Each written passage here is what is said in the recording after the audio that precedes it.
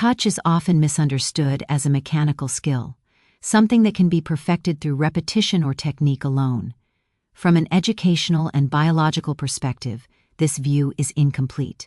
Touch functions primarily as a form of communication between two nervous systems.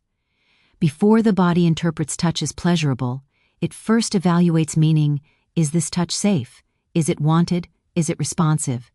These questions are processed unconsciously within milliseconds, long before conscious sensation is evaluated.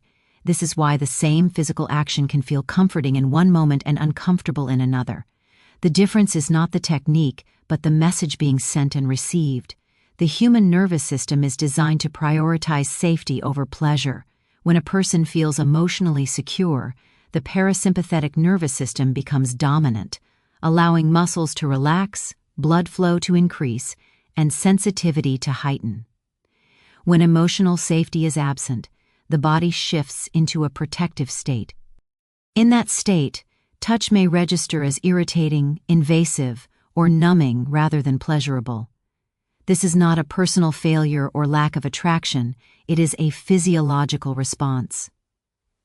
Understanding this removes pressure from performance and redirects attention toward creating an environment where the body is allowed to respond naturally. Consent plays a central role in this communication. Consent is not limited to a verbal agreement at the beginning of an interaction. It is ongoing and dynamic. Bodies communicate constantly through subtle cues. Changes in breathing, muscle tension, posture, or responsiveness. Educationally, learning to notice and respect these signals is more important than memorizing any specific action. When touch adjusts in response to feedback, it communicates respect and attentiveness. This, in turn, reinforces trust, which further supports physiological openness to connection. Another key element is intention.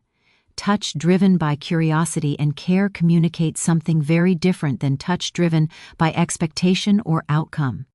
When the intention is to get a result, the body often senses pressure, even if none is spoken.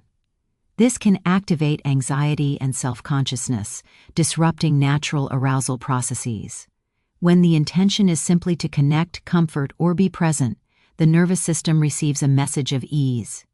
In educational terms, intention shapes perception, and perception shapes bodily response.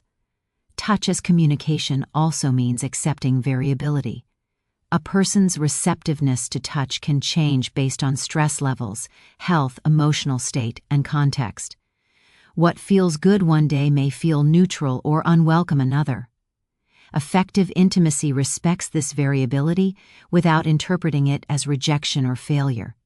This flexibility signals emotional maturity and reduces the performance mindset that often undermines connection. Ultimately, understanding touch as communication reframes intimacy as a shared experience rather than a test to pass. Technique can be learned, but attunement must be practiced. When touch communicates safety, respect, and responsiveness, the body is far more likely to interpret it as pleasurable. This approach aligns with both neuroscience and emotional health, reinforcing the idea that meaningful intimacy grows from awareness, not assumption. Desire does not begin in the body, it begins in the brain. From a scientific and educational standpoint, the brain is the central organ that interprets sensation, assigns meaning, and determines whether an experience is pleasurable, neutral, or uncomfortable. Physical contact without mental engagement often feels hollow because arousal pathways are activated by context, emotion, and perception, long before nerve endings play their role. This is why anticipation, trust, and feeling understood can intensify desire more reliably than touch alone. Anticipation is one of the brain's most powerful stimulators. When the mind is engaged, it releases neurotransmitters such as dopamine, which heighten focus, curiosity, and motivation. Anticipation allows desire to build gradually, creating a sense of emotional momentum rather than abrupt stimulation.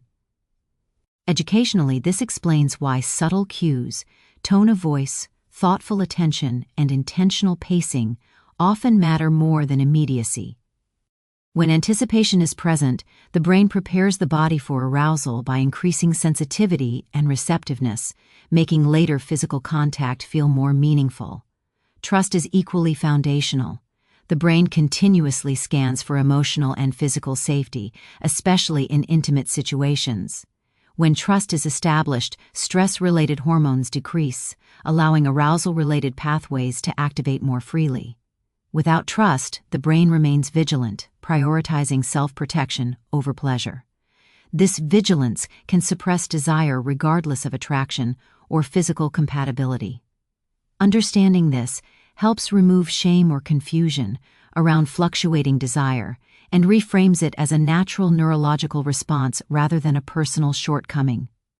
Feeling understood is another critical component of desire that is often underestimated. When someone feels emotionally seen and accepted, the brain interprets the interaction as validating and secure. This sense of understanding activates bonding hormones such as oxytocin, which enhance emotional closeness and physical responsiveness. From an educational perspective, this highlights why listening, empathy, and emotional attunement are not separate from intimacy, but integral to it. Desire flourishes when the brain perceives alignment between emotional and physical connection. The brain also integrates past experiences into present desire. Memories, beliefs, and prior emotional associations influence how current interactions are interpreted. Positive experiences can amplify arousal, while unresolved stress or negative associations can dampen it. This means desire is not solely about the present moment, but about how the brain links that moment to previous emotional patterns. Awareness of this complexity encourages patience and compassion, both toward oneself and others. Importantly, understanding the brain as the primary organ of desire shifts the focus away from performance. Desire cannot be forced through action alone because it depends on internal readiness. When people feel pressure to respond in a certain way, the brain often reacts with resistance rather than openness. Conversely, when the environment supports emotional ease, curiosity, and mutual respect, desire is more likely to arise naturally. In essence, desire is an internal process shaped by anticipation, trust, and emotional understanding. Physical touch becomes effective only after the brain has given permission.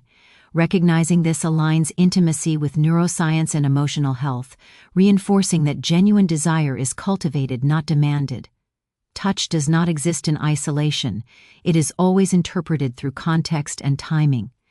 From a scientific and educational perspective, the human nervous system evaluates the circumstances surrounding touch before it evaluates the touch itself. This means that the same gesture can feel deeply comforting in one moment and intrusive in another, even when performed by the same person.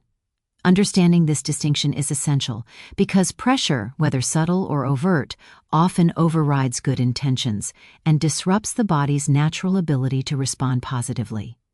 Context includes emotional state, environment, relationship dynamics, and recent interactions.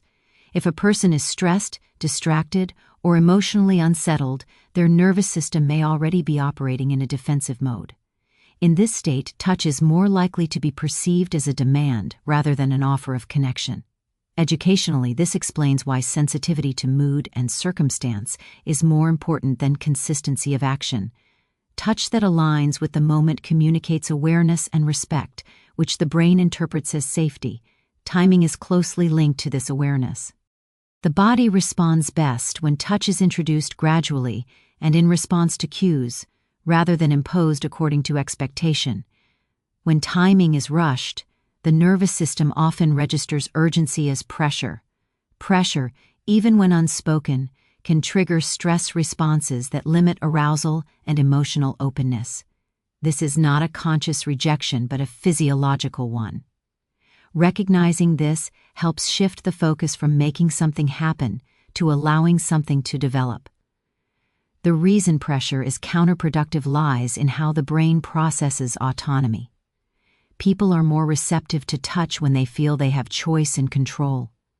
When touch is expected or assumed, autonomy is reduced and the brain responds with resistance or withdrawal. In contrast, when touch is offered without obligation and adjusted in response to feedback, it reinforces a sense of agency. This sense of agency is deeply connected to comfort and trust, which are prerequisites for bonding. The why behind touch also matters significantly. Touch motivated by care, reassurance, or shared presence communicates a different message than touch motivated by outcome or validation. Even without words, the nervous system often detects these differences through tone, pace, and attentiveness. Educationally, this highlights the importance of intention. When the purpose of touch is connection rather than result, it is more likely to be received as supportive and meaningful. Context and timing also vary from day to day. Energy levels, health, emotional experiences, and external stressors all influence receptiveness. Effective intimacy adapts to these fluctuations rather than resisting them.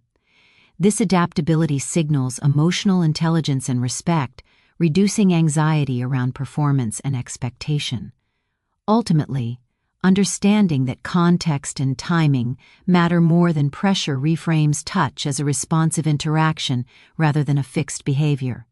When touch respects the moment, it strengthens connection. When it ignores context or imposes urgency, it risks creating distance. This insight aligns with both neuroscience and emotional well-being, emphasizing that meaningful touch is guided by awareness, not insistence. One of the most important educational truths about intimacy is that individual differences are not outliers. They are the norm. Human bodies, nervous systems, and emotional histories vary widely, which means preferences around touch, closeness, and connection also vary. While education can teach general patterns and biological principles, it cannot replace curiosity and listening. Assuming uniformity where diversity exists often leads to misunderstanding, even when intentions are good. From a biological standpoint, sensitivity, responsiveness, and arousal thresholds differ from person to person. Factors such as genetics, hormones, stress levels, health, and past experiences all shape how touch is perceived. Two people may receive the same gesture in entirely different ways. This variability is not a flaw or complication. It is a natural expression of human individuality. Educational models are meant to provide frameworks, not scripts, and recognizing this distinction prevents rigid expectations from interfering with connection. Psychologically, preferences are influenced by emotional context and personal meaning. Touch may symbolize comfort for one person and vulnerability for another. Cultural background, upbringing, and relationship history all contribute to these interpretations. When differences are ignored, people may feel unseen or misunderstood. When differences are acknowledged, the interaction becomes collaborative rather than performative. This collaboration fosters trust, which supports deeper emotional and physical responsiveness. Listening is a critical skill in navigating these differences. Listening does not only mean hearing verbal preferences, it also involves noticing nonverbal cues such as relaxation, tension, engagement, or withdrawal. The nervous system communicates continuously, and attentiveness to these signals allows for real-time adjustment. Educationally, this skill is far more valuable than memorizing generalized advice. It demonstrates respect for autonomy and reinforces the idea that each person's experience matters. Curiosity complements listening by replacing assumption with openness. Curiosity invites questions, exploration, and adaptability. It communicates interest without entitlement. When curiosity guides interaction, differences are approached as information rather than obstacles. This mindset reduces pressure and creates space for honest feedback, which strengthens emotional safety. Emotional safety, in turn, supports natural arousal and bonding processes. Understanding individual differences also helps dismantle unrealistic expectations shaped by media or cultural narratives. These narratives often promote a one-size-fits-all model of desire and satisfaction. In reality, meaningful connection emerges through responsiveness and mutual learning. Accepting variability reduces comparison and self-judgment, allowing people to focus on what works for them rather than what is presumed to work for others. Ultimately, Recognizing that individual differences are the rule reframes intimacy as a dynamic, evolving process. Education provides useful insights, but connection is built through presence, patience, and respect for uniqueness. When curiosity and listening guide interaction, intimacy becomes a shared discovery rather than a standardized performance, aligning both partners with authenticity and care.